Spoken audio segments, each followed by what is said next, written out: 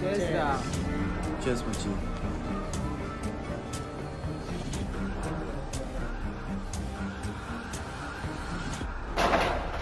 மச்சி நீ சரக்கு சாப்பிடல?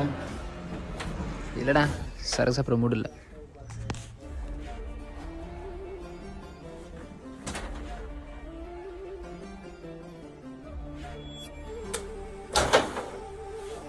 மச்சி அண்ணன் வெளியே வரத்துள்ளே அடுத்த அசைன்மெண்ட்டை முடிச்சவன மச்சி.